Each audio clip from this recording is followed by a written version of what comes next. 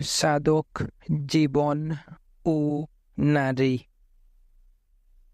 লেখক অজিতানন্দ। অধ্যায় ৫। বেমাক্ষেপা। কুজাগরী লক্ষ্মী পুজোর আগের দিন তারাপীঠে মেলা বসেছে। এই চতুর্দশী তিথিতে বশিষ্ঠদেব তারা মায়ের দর্শন পেয়েছিলেন। সেই উপলক্ষে মেলা। মুর্শিদাবাদ থেকে কুমার আনন্দ এসেছেন মেলা দেখতে নয়। তার মন জুড়ে বৈরাগ্য। পার্থিব কোলাহল তাকে আকর্ষণ করে না। তিনি ঈশ্বরমুখী।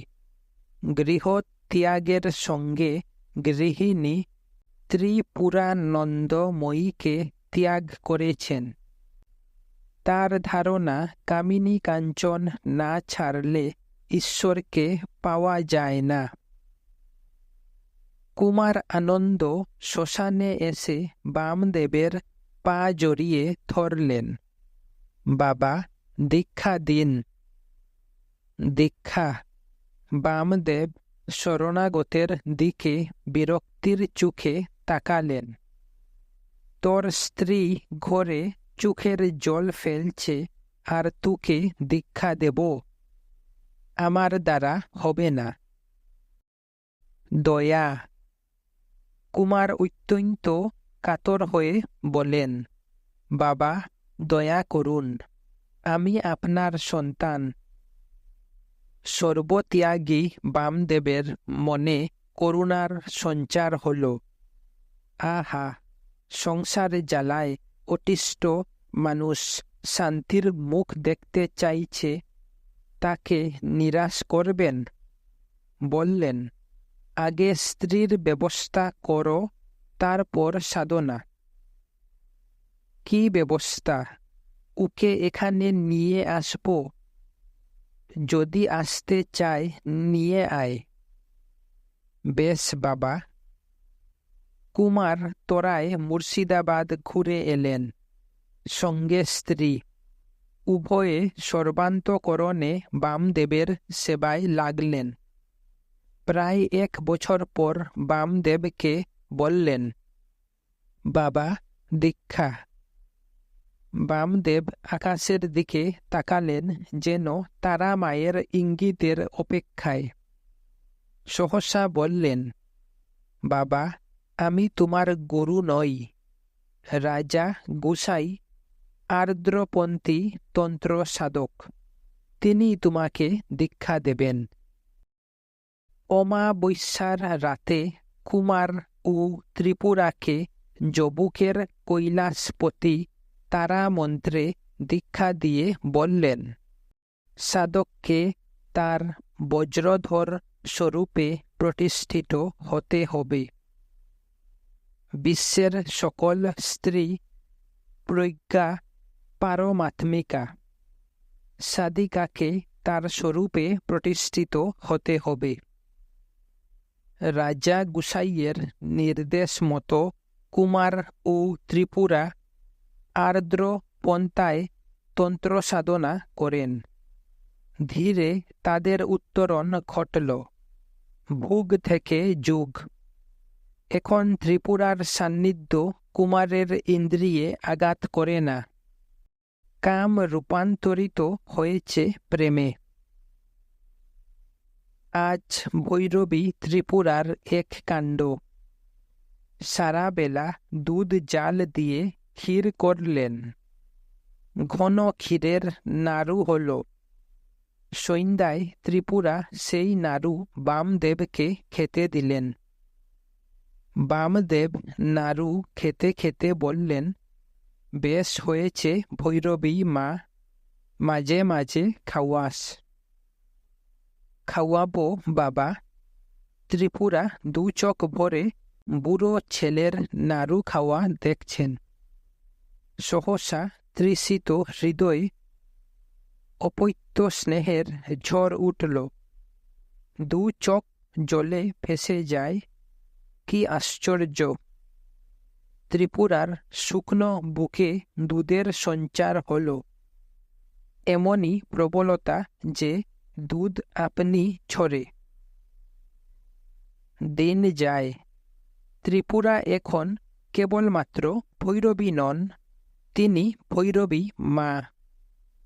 ত্রিপুরা তার সাধক ছেলেকে নিয়ে বড় ভালো আছেন, কিন্তু বেশি দিন থাকতে পারলেন না। তাকে স্বামীর সঙ্গে মুর্শিদাবাদ ফিরতে হল। কয়েক বছর পর তারা সুন্দরী আবার এসেছেন তারাপীঠে।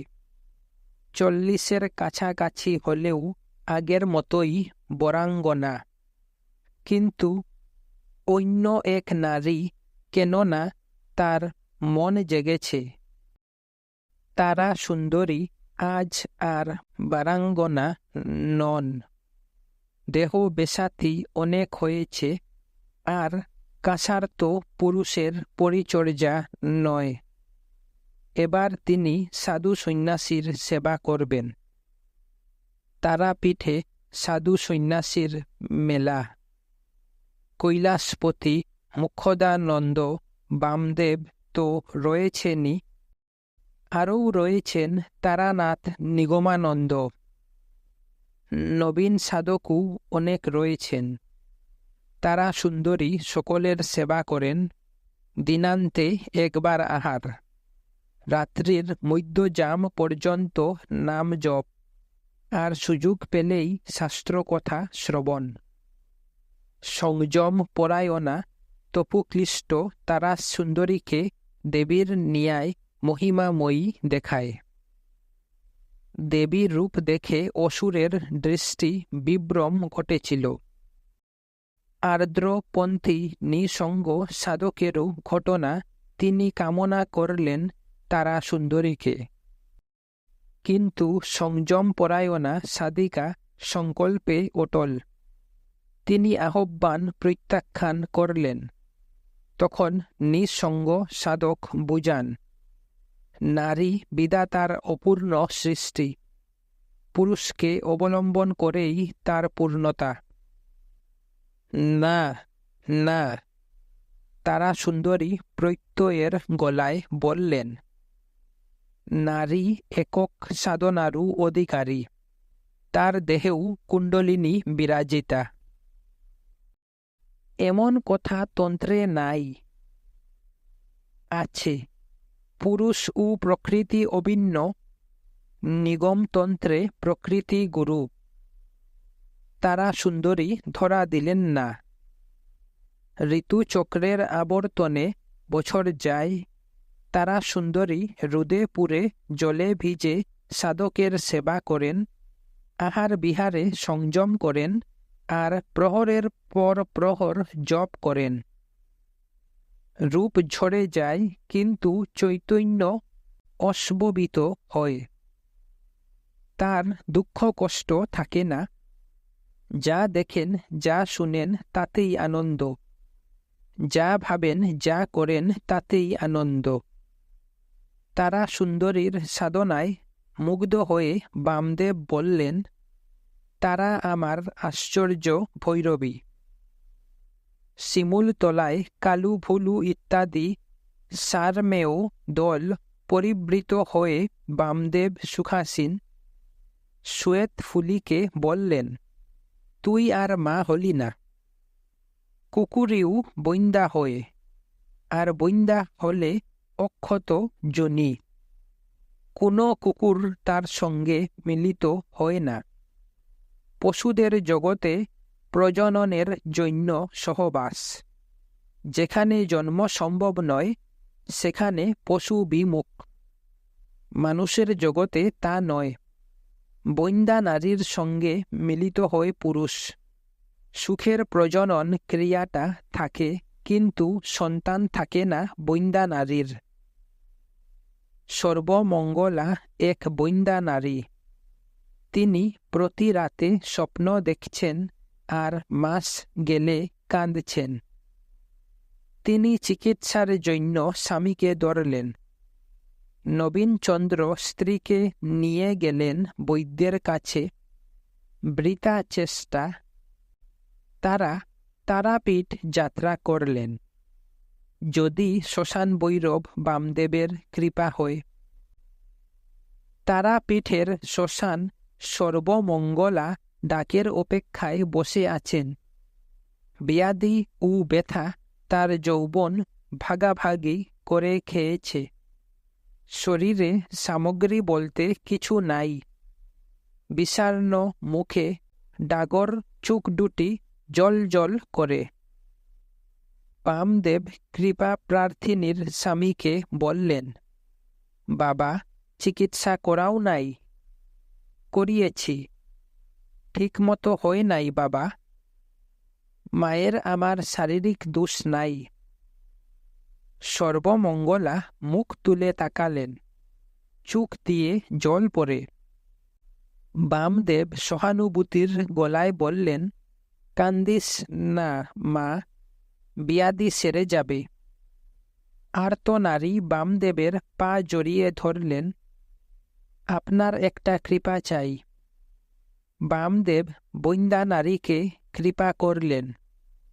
বৎসরান্তে সর্বমঙ্গলার পুত্র হল। শ্বেতফুলি কিন্তু বৈন্দাই রয়ে গেল। বামদেব ওকে বলেছিলেন, তুই আমার মা হলি না। মাগের শীতে বৃক্ষলতা পশু পক্ষী সকলেই কাতর। শিবাকুলের গলায় জোর নেই, মিনমিন করে ডাকছে। বামদেবের ৭২ বছর বয়স, তিনিও শীতে কাতর। এক ভক্ত উইস্কির বোতল বের করলে বললেন, দে, ফট করে দি। তারপর কি যে তার খেয়াল, ভক্তকে মৃত্যু দেখাতে শুয়ে পড়লেন। বিপুল শরীর কাঁপতে কাঁপতে স্থির। এক চিকিৎসক ভক্ত নারী পরীক্ষা করে বললেন, জীবনের কোনো চিহ্ন নাই। তখন ভৈরবীগণ ভীত হয়ে কাঁদতে লাগলেন। মহাভৈরব কি দেহ রক্ষা করলেন? এ কি ইচ্ছা মৃত্যু? এখন পঞ্চমুণ্ডী আসনের একটি মুণ্ডের মুখে যেন কথা ফুটল। ভৈরব ও ভৈরবীগণ বুকের ভেতর শুনে, জীবন মৃত্যু সিদ্ধ পুরুষের ইচ্ছাধীন, আর তাদের ভয় কেটে যায়। কিছুক্ষণ পর বামদেব উঠে বসলেন। মানুষ ঘুম ভেঙ্গে যেমন উঠে বসে তেমনি। ভক্ত শ্যামানন্দ গাঞ্জা সেজে দিল গরুর হাতে। কলকের মাথায় ঠিকি ঠিকি আগুন। বামদেব কাল বিলম্ব না করে কলকেতে সজোরে টান দিলেন। কলকে ফট হয়ে গেল, আর তিনি শিবনেত্র হলেন। এখন ভৈরবদের প্রসাদ পাওয়ার কি হবে? তারা অন্যত্র গেল। নেশা ভাঙলে বামদেব শ্মশান ছেড়ে গ্রামের সীমানায় একটি কুঁড়ে ঘরের সামনে এসে ডাকলেন, গোপী। খেপাদা, ভিতর থেকে আওয়াজ আসছে, আমার উঠবার শক্তি নাই। বামদেব হেঁট হয়ে কুঁড়েও ঢুকলেন। গোপীর অভাবের সংসার, বিছানা বলতে চট আর কাঁথা, তৈজসপত্র বলতে মাটির হাঁড়িকুড়ি, স্ত্রীর ছিন্নাবস্ত্রে লজ্জা ঢাকে না। তিনি স্বামীর বন্ধুকে বললেন, মানুষটা রোগে পড়ায় বড় অভাব। সে তো দেখতেই পাচ্ছি। বাঁচবে?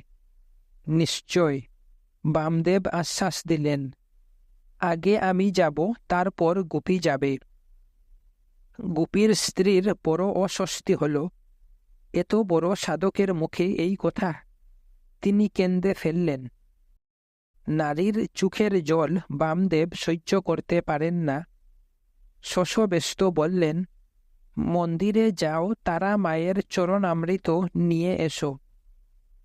গোপীকে খাইয়ে দি, দেখো তাহলেই সেরে উঠবে। গোপীর স্ত্রী প্রত্যয় গেলেন। তার হাসি ফুটল, বেশুষ্ক ঠোঁটে হাসি এবং কুটোরে বসা চোখে জল। তাই দেখে বামদেব মনে মনে বললেন, রোদ বৃষ্টি একসঙ্গে। শশীভূষণ জোর করে বামদেবকে ভাগলপুর নিয়ে যাচ্ছেন। শ্মশান ভৈরবের শ্মশান ছাড়া কোথাও থাকতে ভালো লাগে না। বললেন, শশী বাবা, আমি তো ধর্ম প্রচারক নই, তবে কেনে টানাটানি করছ? কত নরনারী আপনাকে দেখতে চায়। ও তোমার মনের কথা লয় বাবা, তুমি লোককে দেখাতে চাও, দেখিয়ে কোনো লাভ নেই বাবা। আর কখনো কষ্ট দেব না। দেবে কোথা থেকে? বামদেব হাসলেন, এবার আমি ফট হব। শশীভূষণ শিউরে উঠলেন। ভাগলপুরে অনেক বাঙালির বাস। শিক্ষক, অধ্যাপক, চিকিৎসক, আইনজীবী, দর্শনশাস্ত্রের এক অধ্যাপিকা জীব জগৎ ঈশ্বরের কথা পড়লেন। ন্যায়, সংখ্যা, বেদান্ত থেকে কত উদ্ধৃতি। বামদেব বললেন, তুমি খুব রোগ হয়েছ মা। হয়েও তো পেলাম না কিছু। তুমি কি চাও? ঈশ্বর দর্শন। তাহলে তাকে ডাকো। আকুল হয়ে ডাকলেই তার দর্শন পাবে। প্রথমেই দর্শন? প্রথমেই না দ্বিতীয়তেই জানি না, ডাকো। বামদেব চোখ বন্ধ করে নাম জপ শুরু করলেন। তার অধ্যাপিকার সঙ্গে কথা বলতে ভালো লাগছে না। তারাপীঠে ফিরে বামদেব সবে স্বস্তির শ্বাস ফেললেন। এক উপদ্রব। পীঠস্থানে এমন কখনো কখনো হয়। বৈশাখ মাস। রোদ মাথায় করে এক জোড়া যুবক যুবতী উপস্থিত। হাতে ত্রিশূল, কণ্ঠে রুদ্রাক্ষের মালা, অঙ্গে গৈরিক বসন। ভৈরব ভৈরবী শিমুল তলার আসন করে বসলেন। কালু ভুলু সশব্দে আপত্তি জানাল, ওরা গ্রাহ্যই করল না। বামদেব দূর থেকে ভৈরব ভৈরবীকে নিরীক্ষণ করলেন। ভ্রু কুঞ্চিত এবং নাসারন্ধ্র স্ফীত হল। তিনি উত্তেজিত হয়েছেন। এই উত্তেজনা কেন? অনধিকারীর স্পর্ধা দেবে।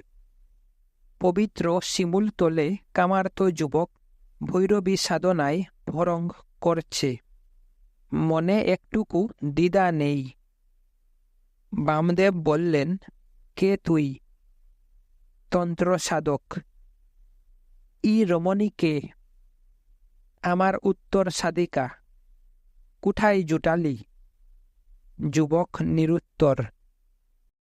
বামদেব ক্রুদে ভীষণ দর্শন হয়ে উঠছেন। আরও চক্ষু কম্পমান বপু। ঘন ঘন শ্বাস বয়। তিনি জুড়ে যুবকের কেশ আকর্ষণ করলেন। নেমে আয় শালা, নষ্টামি করার আর জায়গা পাস নাই। আকস্মিক আকর্ষণে ধরাশায়ী ভৈরবের অচৈতন্য অবস্থা। চোখ কপালে উঠেছে। কম বয়সী ভৈরবী রুদন করছে। বামদেব তরুণীর দিকে তাকালেন। সীতা সাবিত্রীর দেশের মেয়ের কি কাজ মা? তরুণী লজ্জায় নিরুত্তর। যেমন মুখ ঝুলিয়ে কাঁদছিল, তেমনি কাঁদছে। বামদেব তাকে আর কিছু বললেন না। ধরাশায়ী ভৈরবকে বললেন, ভাগনীকে ভৈরবী সাজিয়ে ঢং করা হচ্ছে। ভাগ শালা। কপট ভৈরব কাল বিলম্ব না করে ভাগনীকে নিয়ে চলে গেল। কত লম্পট যুবতী মেয়ে নিয়ে আসে চক্রে বসে, সুখের আশায় আর কৌতূহলের বসে। অর্বাচীনের কাছে তন্ত্র বড় মজার জিনিস। তন্ত্র সাধক অনন্ত বারুজ্যের সাইথিয়ার নন্দীপুরে বাড়ি। উপাস্যা দেবীর মন্দির অরণ্য সাদ্রস গভীর আম্রকাননে। দেবীর নাম নন্দিনী। সেখানে রয়েছেন বামদেব। মন্দির প্রাঙ্গণে বসে কারণবাড়ি পান করছেন। পাত্র শেষ হলে অনন্ত ভরে দিচ্ছেন। এমন সময় সাইথিয়ার জমিদার তাকে প্রণাম করলেন। বামদেব স্নেহ ভরে জড়িদারেও দাড়ি টেনে বললেন, মুখে অনেক ঘাস হয়েছে বাবা। কথা শুনে অনন্তর হাসি পেল। তিনি মুখ লুকোলেন। হাসলে বামদেব রেগে যাবেন। বললেন, গুরু সামনে দাঁত কেলানো হচ্ছে। সুরাপানের পর গণ্ডিকা সেবন। কলকে সাজা হল। বামদেব প্রসাদ করে দিলে অনন্ত গ্রহণ করলেন ধূমায়মান কলকে। নন্দীপুর থেকে তারাপীঠ ফেরার সময় এক কাণ্ড। বামদেব যে রেলগাড়িতে ফিরবেন সে গাড়ি চলছে না। ছাড়ার সময় পার, তবু গাড়ি স্থির। কবির কবিতায় বললে এই রকম, গুড়া গার্ড রাগে করে গড় গড় উড়াইছে সবুজ নিশান জুড়ে। সিটির উপর সিটি দে খালি, ট্রেনের চাকা ঘুরে না ঘুরে। বামদেব গাড়ির কামরায় উঠলে কলের গাড়ির চাকা ঘুরল। কথিত হল এসবই বাবার মহাত্ম্যে। তারাপীঠে বামদেবও ফিরলেন আর বৃষ্টিও নামল। শ্মশানের সকল সাধক সাধিকাই চালা গড়ে আশ্রয় নিয়েছেন। একা বামদেব শিমুল তলায়। তিনি নির্বিকার। সকালে বৃষ্টি ডুয়া গাছগাছালি রুদে ছলমল করছে। নদী তীরে বালুকার বেদির উপর এক কুমারী কন্যাকে দাঁড় করিয়ে বামদেব পুজো করছেন। তার দু চোখ বারিধারা ওদর উষ্ট নড়ে। তিনি কুমারীকে অন্তরের প্রার্থনা নিবেদন করছেন। বামদেব মাঝে মাঝে বেশ মজা করেন। কয়েকদিন আগে এক ভক্তের মাথায় উইস্কির বোতল ভেঙেছিলেন। আজ আবার নিজের মাথায়। ভর দুপুর। বামদেব মাথায় একটি পাছায় একটি ইট নিয়ে চুপচাপ বসে আছেন। চুপচাপ কিন্তু গলদঘর্ম অবস্থা। ভক্ত রাজেন্দ্রনাথ জিজ্ঞেস করলেন, এ কি বাবা? বাবা হেসে উত্তর দিলেন, অট্টলিকা ভোগ করছি বাবা, বড় কষ্ট। মাথায় লাগে, পুদেও লাগে। রাজেন্দ্রনাথের হাসি পেল, কিন্তু হাসলেন না। হাসলে বাবা রাগ করবেন। বুঝিয়ে সুজিয়ে নিয়ে এলেন শিমুল তলায়। অমনি বামদেব বদলে গেলেন। এখন তিনি মহাজ্ঞানী। ভক্তদের বললেন, হৃদয়ে দ্বাদশ দল পুষ্প সদৃশ এক পদ্ম। দলগুলি চঞ্চলতা, কপটতা ইত্যাদি দ্বাদশ বৃত্তি। মাঝে মাঝে চঞ্চলতা আমাকে পেয়ে বসে। তোমরা কিছু মনে করো না বাবা। পরদিন বামদেবের এক কাণ্ড। তিনি মন্দির থেকে যাবতীয় মূল্যবান বস্ত্র বের করে আগুন ধরিয়ে দিলেন। নগেন পাণ্ডা ছুটে এলেন। এ কি করছেন বাবা? বাবা হেসে উত্তর দিলেন, হুম করছি। হুম শেষ করে বামদেব জীবিত কুণ্ডে স্নান করলেন। আবার তিনি জ্ঞানী পুরুষ। ভক্তদের বললেন, যজ্ঞ 4 রকম। আমি যেটা একটু আগে করলাম সেটা দ্রব্য যজ্ঞ। ভক্তগণ শুনলেন। শুনে কিছু বুঝলেন, কিছু বুঝলেন না। মহাপুরুষদের কথা বড়ই গম্ভীর।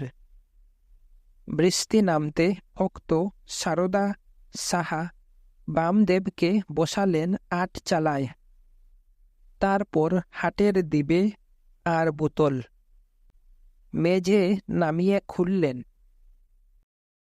চিংড়ি ও কাঁকড়ার ঝাল সহযোগে মদ্যপান চলল। বামদেব মহা আনন্দে একটি গান রচনা করলেন। কহে বেমাক্ষেপা তার বেদু বেটি, কুচলে করলে সব মাটি। অধ্যায় 6। 1911 খ্রিস্টাব্দ। রাজ চক্রবর্তী পঞ্চম জর্জ দিল্লি দরবারে বঙ্গভঙ্গ রদ করার আদেশ দিলেন। দেশের মানুষ শান্ত হল। গণ আন্দোলন মন্দীভূত হলেও সন্ত্রাসবাদী ক্রিয়াকলাপ থেকে যায়। রার বাংলার বীরাচারী তন্ত্র সাধকেরা দেশমাতৃকার চরণে প্রাণ উৎসর্গ করলেন। তারানাথ জপ তপ ছেড়ে যোগ দিলেন বিপ্লবীদের দলে। পরাধীনের আবার সাধন ভজন। আগে দেশ স্বাধীন হোক, তারপর অন্য কথা। তারানাথ এবং তার সঙ্গীরা ইউরোপের রণদামা শুনে আশায় বুক বাঁধলেন। জার্মানির বিরুদ্ধে ইংরেজ যুদ্ধে নামলে আঘাত করার সুযোগ আসবে। তারানাথ বহরমপুর গেলেন। বৃদ্ধ বামদেবকে ছেড়ে যেতে মন চাইল না, তবু গেলেন। দেশ মাতার ডাক যে শুনতে পায় তার এমনই হয়। সেবকের অভাবে 74 বছর বয়সের বামদেব অবসন্ন। সে মানুষ এতকাল শ্মশান দাপিয়ে বেরিয়েছেন, তিনি আজ নিজে স্নান করতে পারেন না। রক্ত মাংসের শরীরের ধর্মই এই। বুদ্ধদেব স্বহস্তে চিবর প্রসারিত করতে পারছিলেন না, আনন্দ করলেও তিনি শায়িত হয়েছিলেন। ভক্ত ক্ষিতীশ বামদেবকে জীবিত কুণ্ডের ঘাটে বসিয়ে দিলেন। বামদেব জলে শরীর ডুবিয়ে খুশি। তিনি ক্ষিতীশকে জানালেন, স্নান করতে সময় লাগবে, তার থাকার প্রয়োজন নেই। ক্ষিতীশ চালা ঘরে ফিরে এলে স্ত্রী মনোরমা বললেন, কি কাণ্ড, বাবাকে একলা ফেলে চলে এলে? তিনি যে তাই বললেন। বললেন তো কি হয়েছে, যাও যাও দেখো গে কি কাণ্ড করে বসে আছেন। মনোরমা এমনভাবে বললেন যেন বামদেব তার দামাল ছেলে। ক্ষিতীশ জীবিত কুণ্ডে গিয়ে দেখেন সত্যি এক কাণ্ড। বামদেব কুণ্ডে বা তার আশপাশে নাই। খুঁজোখুঁজি করতে বামদেবকে শিমুলতলায় পাওয়া গেল। মনোরমা অভিমানের গলায় বললেন, এ আপনার ভারী অন্যায়, যদি পরে টরে যেতেন। না রে বেটি, বামদেব রহস্যের হাসি হাসলেন। মনের জোর তেমন থাকলে কেউ পড়ে না। কাল বুসে ক্ষীর ঝড় উঠেছে। বাতাস যেন শত হাতে বৃক্ষদের আঘাত করে। শ্মশানের বুড়ো আম গাছটা মরমরি পড়ে গেল। গাছের ডালে কাকের বাসা ছিল, সেটা টছনছ হয়ে গেছে। শাবকদের বাঁচবার আশা নেই। এই দৃশ্য দেখে বামদেব গান ধরলেন, মরিব আর অমনি যাইব, ব্রহ্মে মিশায়ে তারার চরণে লুটায়, শিমুল তলায় লুকায়ে। সাধকের সেবায় মনোরমা রয়েছেন। গান শুনে তার নারী হৃদয় মথিত করে কান্না আসে। তিনি আপ্রাণ চেষ্টায় নিজেকে সংযত করেন, তবু চোখের জল পড়ে। সারা রাত মনোরমা ঘুমাতে পারলেন না। বিগত 7 বছরে যত স্মৃতি জমা পড়েছে হিয়া ঘরে, সব চোখের সামনে ভাসছে। শিমুল তলায় ধ্যানরত বামদেব, কালু ভুলু পরিবৃত বামদেব, ভক্তদের সাথে পরিহাসরত বামদেব, করুণাঘন সর্বত্যাগী দিগম্বর বামদেব। কত দৃশ্য, কত কথা। মনোরমা কাক বুড়ে উঠেই বামদেবকে দর্শন করতে এলেন। আজ অনেকক্ষণ থাকবেন বামদেবের কাছে।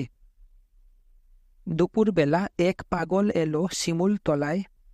সে উত্তেজিতভাবে বামদেবকে গালিগালাজ করে, মালার মার দিকে তাকিয়ে ফেক ফেক করে হাসে, কালুকে মারতে চায়। নানাভাবে সকলকে উদ্বিগ্ন করে। উন্মাদ বামদেবকে বলল, আর কেন? মনোরমা বামদেবকে জিজ্ঞেস করলেন, লোকটাকে? সাধনভ্রষ্ট উন্মাদ।